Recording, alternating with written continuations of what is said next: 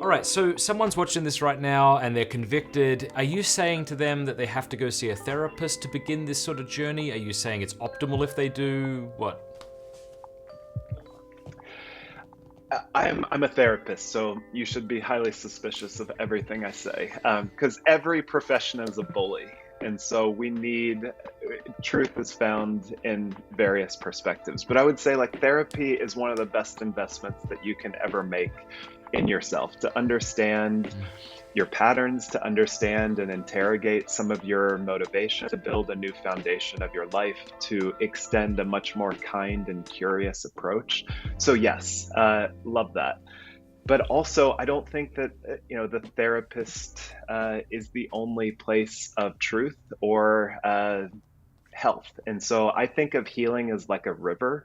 And if you look at something like the Mississippi River, that is so powerful, not just because it's the Mississippi, but because it has many different tributaries, like the Missouri, the Hmm. Arkansas, the Tennessee. I get lost after that. But I think we need to be thinking about healing as a river no different than the Mississippi, and then to be able to say what are the different streams and tributaries of your healing, and Hmm. yes to prayer, yes to community, yes to therapy. So it's not a either or. It's a if there is truth and goodness out there and beauty, go and find it. And so I would go, self-care as one psychotherapist, I can't remember her name. Maybe it's Brianna Wiest. She says that true self-care is building a life that you don't constantly need to escape from.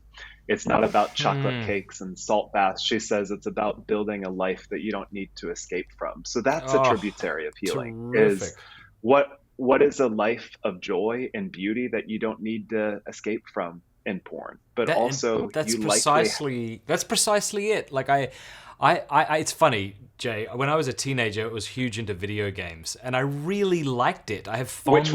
ones? Well, I'm. How old are you? I'm 39. So I'm 39 too. shut up. 83, baby. Yeah, Awesome. Me too. 83. Yeah. What month? Well, oh, July. July. Shut up. 16th. No, 8. Amazing. We Eight are days 8 older. days apart. Amazing. Yes. Yeah. So I was into like Red Alert, Doom, Duke Yes, Nukem. totally. That's amazing. That's amazing. And I have Yes. fond memories. Like my friends would get together, we'd stay up, we'd like eat chocolate, play games, laugh. Like it's funny. I tell my wife that I really enjoyed Get that. She's like, Jolt or Mountain Dew. well, this was Australia, so we had like Farmers Union, Okay. iced coffee, and other things. But I remember telling my Okay. wife this, and she's like, "Oh, that's so sad." I'm like, "No, I really don't think it was. Like, I really think it was a nice." Anyway, point is this: now I'm 38 or 9, however old I am, 9, and I'm trying to get back into video games, and I think part of it is Mm-hmm. like I want to just not exist for a while. I want to be as Mm-hmm. absorbed in this game as I was when I was a teenager, but it's not working. And I'm kind of a little frustrated. Like, Mm-hmm. I want to get fully immersed in a game and just sort of lose myself in that, dissociate, as it were. And it's not really working, which Yes. is Yes. frustrating to me. I'm like, oh gosh, I guess I'm going to have to go read a book or something else. But this It is. idea of I just Yeah. want to not exist for a while. Yeah, I mean, I had the same thing with books, which I mean, different seasons of my life. I had like a Call of Duty phase in grad school where I was like, I just don't want to deal with this. And I remember going to bed with that sense of like a headshot of just being able to. And that was, I mean, it wasn't so much about killing someone as much as like, here's just something like, here's a target and I can hit it.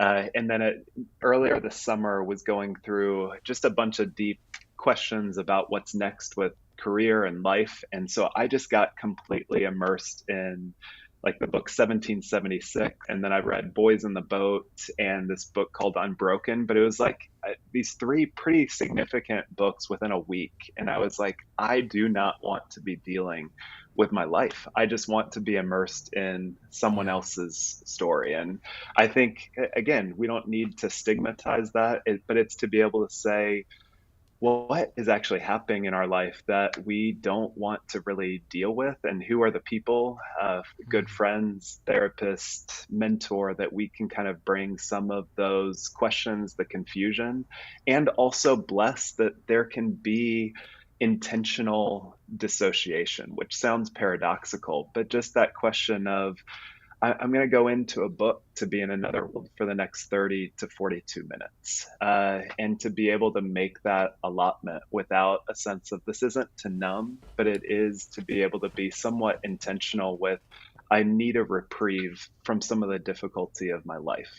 But then, I mean, some of that's okay, surely. Like, surely Hmm. surely what we're not saying is what you need to be able to do is sit down in a dark room quietly until your next duty. No, That's so. So, how do we know that we're kind of it's using these entertainments in a healthy way? well, I mean, the Platonic ideals, like theology has kind of always been concerned with the sense of the true, the good, and the beautiful. But from what I've read, like the way that Plato first understood that was that it's much more the question of beauty, which leads us to goodness, which eventually leads us to truth. And so a lot of times we think about like things that we're supposed to be doing, like we're supposed to be in the truth of the word, or we're supposed to be in the truth of community, or in the truth of something. And it's not compelling to us and to what our Mm, brains and our bodies are feeling. So I think it's that question of beauty, of mm. when was the last time that you felt something of the goodness of your body? And so maybe it was that hike up a mountain, maybe it was that time that you rode a bike. When was the last time that you saw beauty? And you might think back to fly fishing, you might think back to just like your favorite mountain, lake, or stream. And so I think that would be part of the invitation Mm. is, what do you find beautiful? Because you are not the author of your heart. Someone put that desire for that type of beauty in there.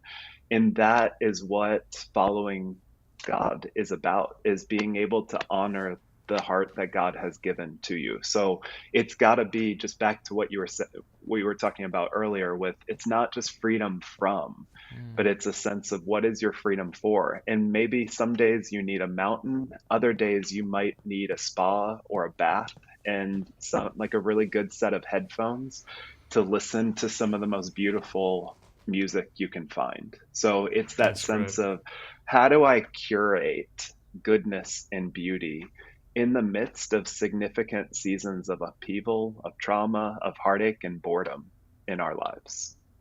I'll wrap up here, but Thomas Aquinas, who I'm a massive fan of, he has 5 remedies for sorrow in his giant work, the Summa Theologiae, and the 5th remedy for sorrow Okay. is sleep and baths, which is terrific. Okay.